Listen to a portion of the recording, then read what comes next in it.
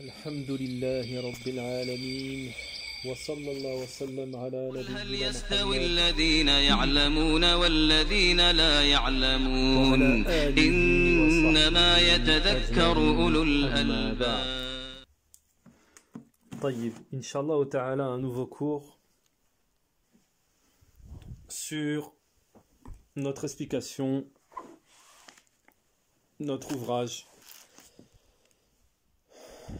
très important, voire primordial, concernant le comportement. Concernant le comportement, donc on l'a dit, Adab al-Mufrad, hein, notre ouvrage Adab al-Mufrad, le comportement, la véritable éducation. Et ce contenu, ce qui est contenu dans cet ouvrage, franchement et sûrement, personne n'en est exempt, c'est-à-dire personne ne peut s'en passer. Ne peut dire dans le sens je n'en ai pas besoin, c'est bon, je connais. Puisque dans les plus hautes sphères, des sphères les plus hautes aux plus basses, on trouve énormément de gens qui ont des manquements, et ces manquements sont mentionnés ici, sont enseignés ici.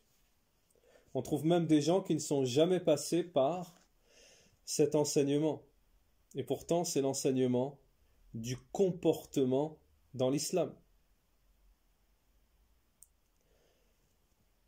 Donc, cela est très important et profitez-en, il ne faut pas passer à côté. Il ne faut pas passer à côté. Donc nous étions arrivés au chapitre numéro 9. On était toujours, il me semble, au chapitre numéro 9.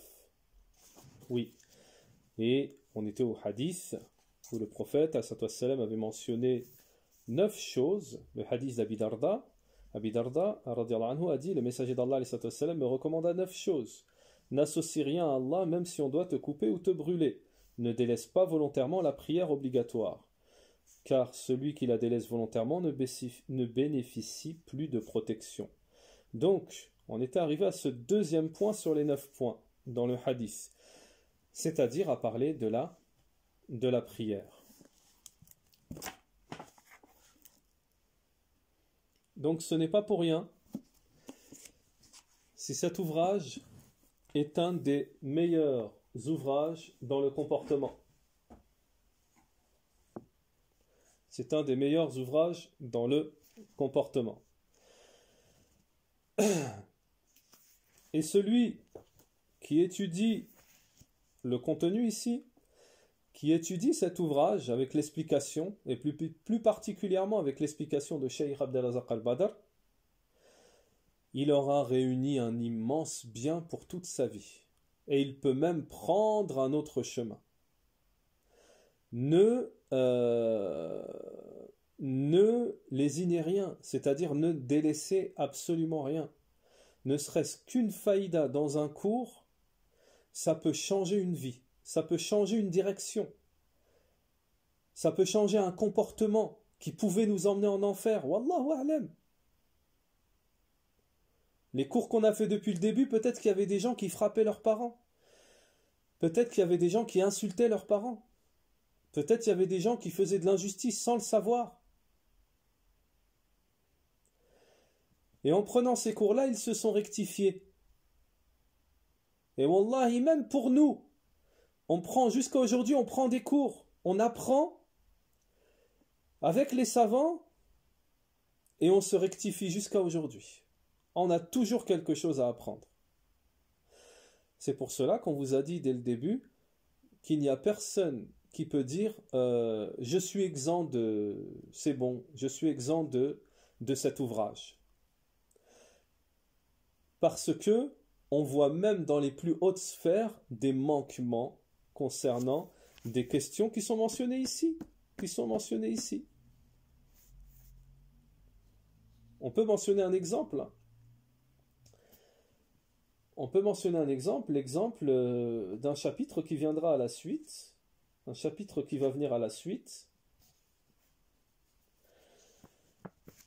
où Cheikh Abdelazak al-Badr traite un chapitre en rapport avec un hadith du prophète sallam qui dit le croyant, hein, il ne maudit pas et il ne dénigre pas. Alors concernant le dénigrement, c'est monnaie courante, hein, et même en public, hein. Mentionner des défauts ou mentionner juste la personne en donnant une interprétation d'une situation, c'est une forme de dénigrement, de ce qu'elle n'aurait pas souhaité qu'on dise. Et cela, comme vous le savez, c'est monnaie courante, le dénigrement, etc. Donc, c'est un exemple, et il y a des gens pourtant qui sont diplômés, qui sont prêcheurs, qui sont ce que vous voulez, hein, qui sont même des savants. Même certains de nos savants, malheureusement, sont tombés dedans. Bon, ils ont été, comme on dit, il y a eu des mises en garde contre eux, hein, ils ont été éloignés, hein, ils ont été rendus innovateurs, etc. Mais à l'époque, c'était des savants de la Sunna, des montagnes de science. Et pour une question qui est mentionnée ici dans Adab al-Mufrad, qu'on peut trouver ici, ils auraient pu, bon ça va plus loin, hein, mais ils auraient pu éviter et rester sur le droit chemin. Donc, personne n'est exempt de cet ouvrage. Et wallahi, c'est un ouvrage qui tous les jours, change la personne, rectifie, améliore la personne, à condition que la personne ne soit pas, comme nous disons souvent, un spectateur. Ne sois pas un spectateur lorsque tu écoutes des cours, lorsque tu participes à des cours, lorsque tu donnes des cours. Ne sois pas un spectateur. Sois présent avec ton cœur, comme le dit Cheikh Abdelazak al-Badr. Sois présent avec ton cœur, comme dans la prière. Il dit, tu dois être présent. C'est pas une lecture et toi tu es ailleurs. Attention, c'est dangereux. Eh bien, les cours, c'est à peu près le même principe. Ne sois pas un spectateur. Essaye d'écouter avec ton cœur. Essaye de te dire, ça, je vais le mettre en pratique, Inch'Allah ta'ala, il faut que je le mette en pratique. Parce que vous aurez tout gagné pour vous-même et pour vos familles et pour vos enfants. Ensuite, vous deviendrez des exemples. Lorsque vous allez le mettre en pratique, vous allez gagner pour vous-même, mais vous allez appeler les autres. C'est une sorte de darwa lorsqu'on pratique. Regardez les compagnons. Regardez les compagnons. Il y a des pays, les savants disent, il y a des pays qui se sont convertis, et la plupart, en voyant le comportement des compagnons. En voyant le comportement des compagnons. Puisque tout le monde savait qu'à l'époque pré-islamique, en règle générale, les Arabes étaient sauvages. Et le terme sauvage n'est pas péjoratif puisqu'il a une définition dans la langue française, le terme sauvage. Hein. Ils étaient sauvages. La guerre entre les tribus, ils enterraient les filles vivantes, etc., etc. Il restait des traces, comme le disent les savants, de la religion d'Ibrahim.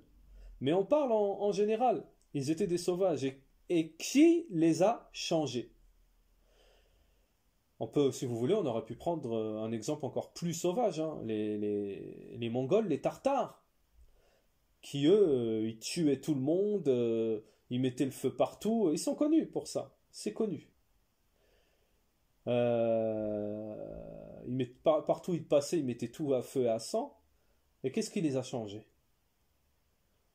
Qu'est-ce qui les a changés? Qu'ils sont passés d'une férocité atroce, monstrueuse, à une douceur une douceur délicieuse et, et un comportement exemplaire.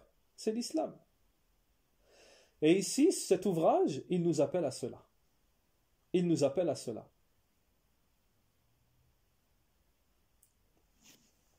Taïb.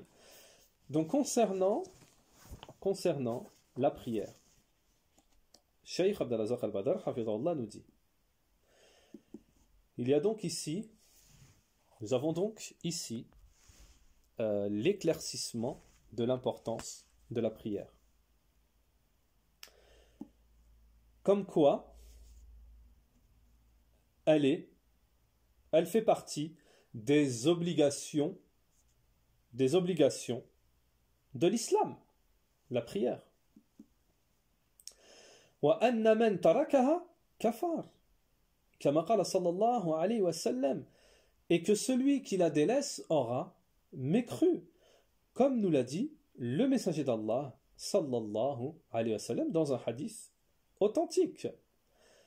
Traduction donc, rapprocher al-ahd alladhi baynana wa baynahum as-salat faman tarakaha faqad kafar. Donc le pacte, comme l'accord, le pacte, traduction rapprochée, du sens du hadith, le pacte, l'accord qu'il y a entre nous et eux, alladhi baynana wa baynahum, entre nous et eux, c'est la prière. Celui qui la délaisse aura mécru.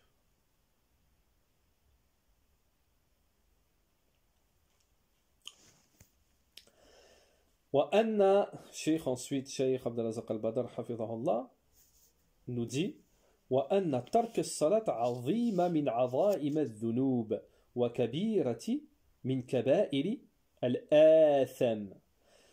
Alors Cheikh Abdelazak al-Badr nous dit la prière. Celui qui la délaisse, le délaissement de la prière est une immense parmi les péchés et fait partie des grands péchés. وَهُوَ كُفْرٌ بِاللَّهِ, qui est de la mécréance en Allah subhanahu wa ta'ala. Comme nous l'indiquent les genres de preuves, d'arguments, il n'y en a pas qu'un, dans le livre d'Allah subhanahu wa ta'ala et dans la sunna du messager d'Allah alayhi salatu wassalam.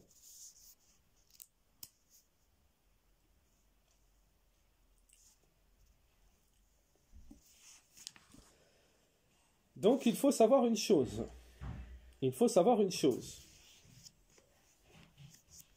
C'est que on vit aujourd'hui dans une société. Nous vivons aujourd'hui dans une société où tout est mis en œuvre. Dans une société où tout est mis en œuvre pour nous faire délaisser l'islam dans un sens général, c'est-à-dire l'islam en général, et plus particulièrement le tawhid, les piliers de l'islam, les rites de l'islam, tout ce qui est fondamental dans l'islam. On est dans une société où tout est fait pour. Alors le musulman doit être extrêmement vigilant, il doit être extrêmement vigilant. Nous disions dans un cours précédent, dans les 3 fondements, l'explication de Cheikh Abdelazak al-Badr hafidhahullah, où nous expliquions l'adoration qu'est le sacrifice, qui ne doit être voué exclusivement qu'à Allah subhanahu wa ta'ala, que regardez pour ceux qui vivent dans les pays mécréants. Regardez plus particulièrement la France. Regardez. Ils ont tout fait doucement pour nous faire, pour nous éloigner, nous faire devenir laxistes, en nous privant, nous interdisant de rites, d'adoration fondamentale dans notre religion. Et on donnait l'exemple du sacrifice, qui est une adoration immense, et on nous prive de cette adoration. Interdit de sacrifier, etc. Donc on vit dans des sociétés où tout est fait. Et d'où le rapport, ici, avec la salat, la prière, c'est que la société aujourd'hui dans laquelle on vit, ils ont tout fait pour que tu oublies la prière. La dunya, alors déjà, le travail devient en lui-même une adoration. À partir du moment où on oublie Allah et on délaisse les préceptes de l'islam, comme la prière, on délaisse la prière, on délaisse l'adoration d'Allah, en général, pour la dunya, le travail, etc., comme le disent les savants, c'est une forme de polythéisme. C'est du shirk. Et là, ici, on parle de, sans trop s'éloigner, on parle de la prière. Tout est fait pour que la personne devienne laxiste, pour que la personne ne prie plus à l'heure. Pour la personne, au début on ne prie pas à l'heure et après on commence à délaisser, après on va délaisser carrément la prière. Et que nous dit Cheikh Abdelazak al-Badal ici? Ça devient de la mécréance. Ça devient de la mécréance. Et les kuffars, ils vous mettent la pression. Une pression. Alors, ou bien vous avez la pression, ce qui va vous faire régresser, devenir laxiste, ou bien vous avez l'augmentation des distractions. De tous les côtés. Augmentation des distractions. Et après, on est distrait. Oh, vas-y, plus tard, la salade, plus tard. Et puis les jeunes, ils s'enlisent dans un genre de sable mouvant, où à la fin, ils prient plus. Ouais, avant, je priais, mais maintenant... Combien de nos jeunes comme ça? Combien? La dunya, les sorties. Alors, on va pas rentrer, on n'a pas dit que c'est haram, mais arriver à un moment où les restaurants, les shoppings, le khidma, le boulot, tout ça, à la base, c'est pas haram. Si c'est dans le halal. Mais arriver au stade où ça t'empêche, tu délaisses ta religion, tu pries plus, il n'y a plus de tawhid, il n'y a plus rien, bah là, si, ça devient haram. Là, si, ça devient du polythéisme. Et c'est pas nous qui le disons exclusivement. Cheikh al-Uthaymin a mentionné cette mas'ala dans son explication du livre de l'unicité. Al-Qawl Mufid ala Dilati Tawhid. Al-Qawl Mufid ala Sharhi Kitab al-Tawhid de Cheikh al-Uthaymin.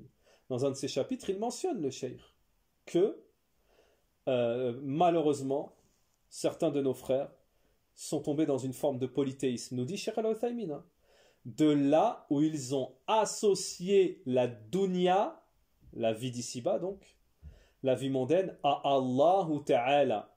C'est-à-dire qu'ils ont fait prendre la vie mondaine, la place d'Allah, par la vie mondaine.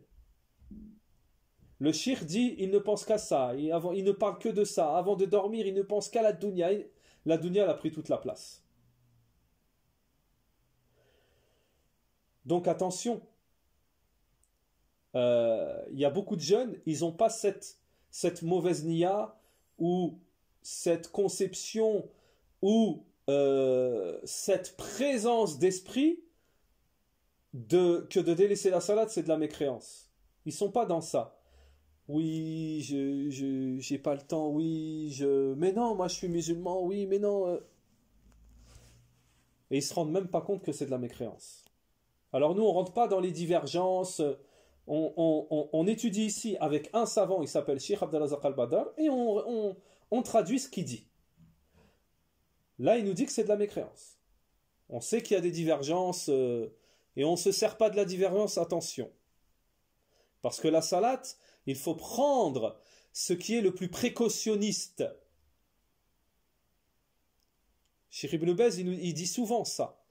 Attention, il disait souvent ça, la précaution c'est de prendre la parole où il y a le plus de précaution. Il y a une divergence. Ça veut dire que il y a une divergence. Ça veut dire que pour toi qui n'es pas étudiant, qui n'est pas savant, il y a le doute qui plane. Donc prends ce qui est le plus... C'est-à-dire, attention, je ne délaisse pas la salade, c'est de la... Mais je peux être mécréant en délaissant la salade. Tu prends ce risque. On appelle ça de la folie. Taïb. Donc attention, faites attention. N'hésitez pas à conseiller autour de vous. La salat, la salat. Alors, le premier facteur aggravant, comme on l'a dit, et il y en a plusieurs, un facteur aggravant, on va mentionner ceux qui sont mentionnés ici. Le premier facteur aggravant du délaissement de la salat, on a vu ici, c'est le jugement de la mécréance. Et ça, c'est indescriptible. La gravité, elle est indescriptible. Mais attention, la deuxième chose que va nous mentionner le cheikh ici, que nous a mentionné, c'est que en plus, t'es plus sous la protection d'Allah. Mais que te reste-t-il? Ils se rendent même pas compte. Et après les masa'ib, les épreuves, elles arrivent. Les épreuves, elles arrivent. Et encore, les épreuves, c'est pour ceux qu'Allah aime. Gros accident de voiture, il arrête la salade, gros accident de voiture, que des moussibas. Il ne réagit même pas. Avant, tu étais sous la protection d'Allah. Tu faisais ton fajr à l'heure. Et même, tu allais à la mosquée. Et c'est le cas de le dire, puisque c'est un dalil qui nous dit celui qui fait sa salat al-fajr à l'heure, en jama'a, il est sous la protection d'Allah.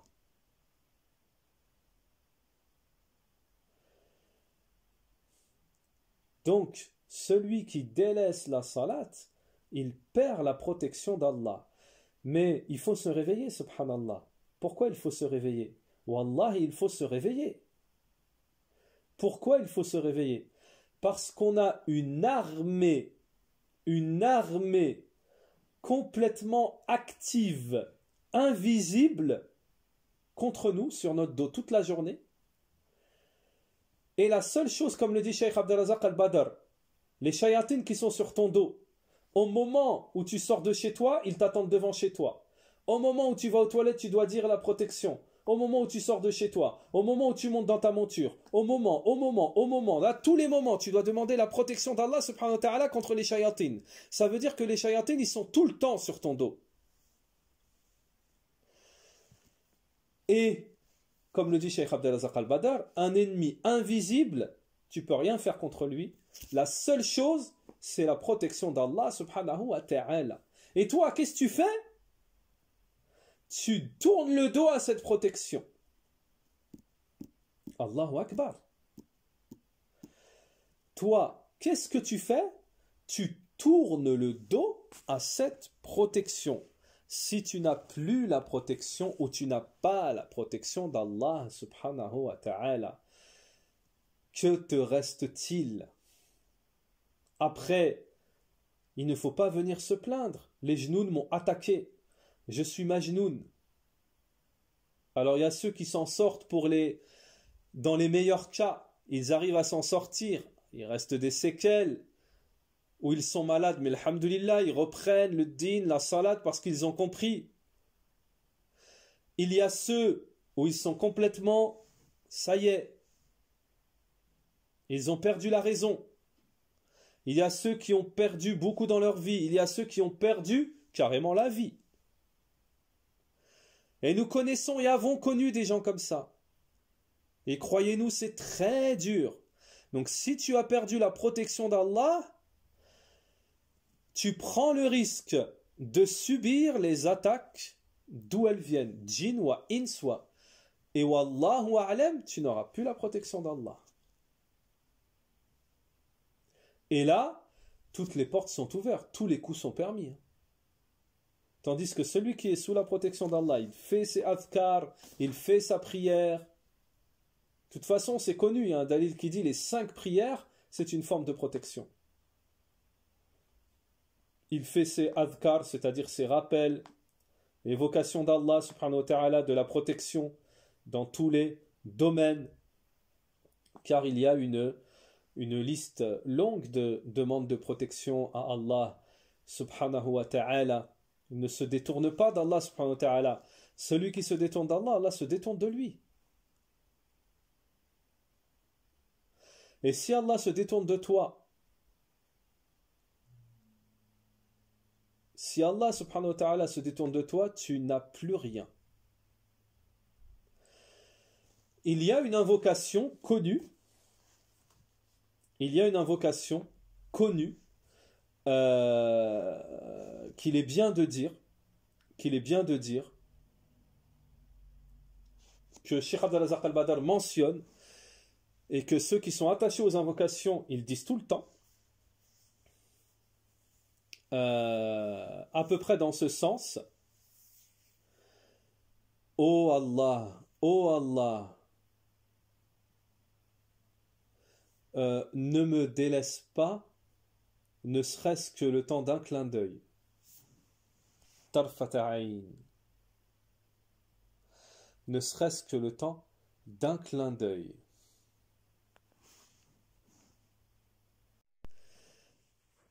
Et nous,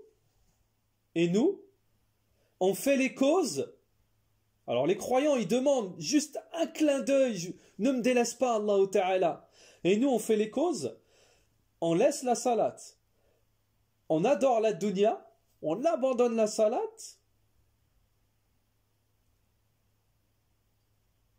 pour qu'Allah subhanahu wa ta'ala il se détourne complètement de nous.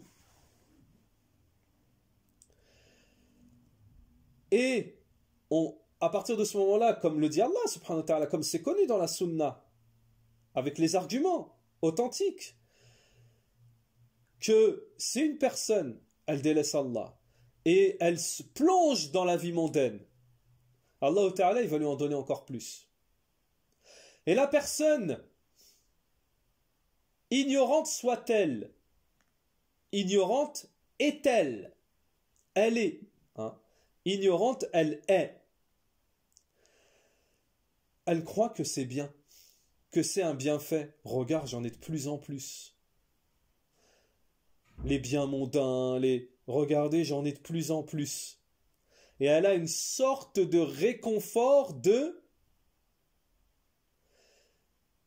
comme il est dit dans le Coran, on va utiliser les termes embellissement.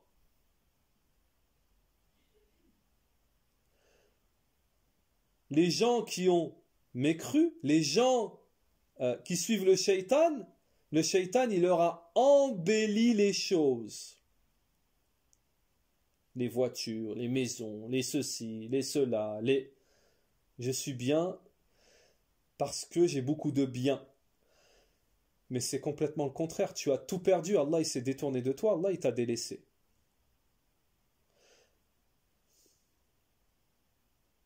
Et le shaitan a beaucoup de stratagèmes pour détourner les gens. Je me souviens à l'époque où nous faisions darwa dans les quartiers en France. Lorsque les jeunes nous disaient: oui, mais nous, on ne peut pas faire la prière parce que on fait des bêtises, on a des choses qui sont contradictoires avec la prière. Nous leur expliquions que ceci est une ambiguïté, stratagème du shaitan. Pourquoi? Parce que si tu fais la prière et que tu fais des bêtises, déjà la prière, doucement, doucement, tanha anil fahsha'i wal munkar. Elle va, doucement, doucement, tu vas enlever tout ce que tu as de mauvais. Mais en plus, tu arrives le jour de la résurrection. Il vaut mieux, attention, c'est mieux d'arriver sans bêtises, mais il vaut mieux arriver avec la prière, avec tes bêtises, mais tu fais la prière, qu'avec tes bêtises et tes bêtises. Uniquement. Qu'avec quand on dit bêtises, vous connaissez les bêtises des jeunes, on ne va pas faire une liste. Le haram, les interdits. Voilà le stratagème du shaitan pour éloigner les gens de la prière. Attention, c'est un stratagème du shaitan, il leur met aux jeunes et aux jeunes et aux moins jeunes, l'ambiguïté. Il y en a, ils ont arrêté la salade parce qu'on leur a volé leurs chaussures à la mosquée. Nous-mêmes, il nous est arrivé de rentrer pieds nus. de la mosquée. À nous-mêmes, il nous est déjà arrivé de rentrer pieds nus de la mosquée. Peut-être quelqu'un s'est trompé, il a pris nos chaussures, c'est pas grave. C'est pas pour ça qu'on va pas retourner à la mosquée ou qu'on va arrêter la prière, subhanallah. La protection d'Allah, elle n'a pas de prix. On va le dire pour terminer, parce que le cheikh a terminé ici. Après, le cheikh passe au quatrième, c'est-à-dire au troisième, la consommation d'alcool. Parmi les 9 choses que mentionne le cheikh. En une phrase, la protection d'Allah, elle n'a pas de prix. Et il y a des gens, malheureusement, qui se font duper et qui délaissent cette protection d'Allah au prix de la vie mondaine. Là, on a dit en une phrase ce qu'on a expliqué en une demi-heure depuis tout à l'heure. Ça également, c'est une des barakas, et également c'est une des méthodologies, et une grande baraka, walhamdulillahi rabbil alamin, que les gens de la sunna sont capables de dire en une phrase ce qu'on pourrait dire en un temps long, quoi. En une phrase, ce qu'on pourrait dire en une trentaine de phrases, par exemple. Donc, conclusion, accrochez-vous à la salat. Accrochez-vous à la salat. Il faut s'accrocher à la prière qui est le deuxième pilier de l'islam. Ce n'est pas pour rien si c'est juste après le tawhid. Et également, une faïda pour vous, la prière est la seule adoration qui a été légiférée directement au-dessus des cieux. En haut, directement en haut. C'est-à-dire que le prophète, pendant le voyage nocturne, pendant qu'il était en haut, toutes les autres adorations, elles ont été légiférées. Pendant qu'il recevait le wahi qui venait d'en haut jusqu'en bas. Mais la salat, elle a été légiférée en haut. La prière, c'est très important. Il y a d'autres, comme nous le dit Cheikh Abdelazak al-Badr, il n'a pas mentionné toutes les preuves ici. Mais, parce que ce n'est pas le chapitre, en fait, ce n'est pas un chapitre sur la prière. Nous, on vous donne de la faïda, parce qu'on sait que on en profite pour faire un petit détail, pour essayer de faire réagir les gens. Parce qu'on sait qu'il y a beaucoup de gens qui sont laxistes, ils abandonnent, ils prennent à la légère la prière. Mais ce n'est pas quelque chose qu'on prend à la légère. Puisque dans un hadith, le prophète a dit la différence entre le musulman, ce qui fait la différence entre nous, le musulman, et les autres, c'est la prière. Celui qui délaisse la prière, il est mécréant, il aura délaissé l'islam. À peu près dans ce sens. Et il y a beaucoup de preuves. Donc attention, tu te dis musulman, tu ne fais pas la prière. Wallahu a'lam. Wa sallallahu wa sallam ala nabiyyina Muhammad wa ala alihi wa sahbihi ajma'in.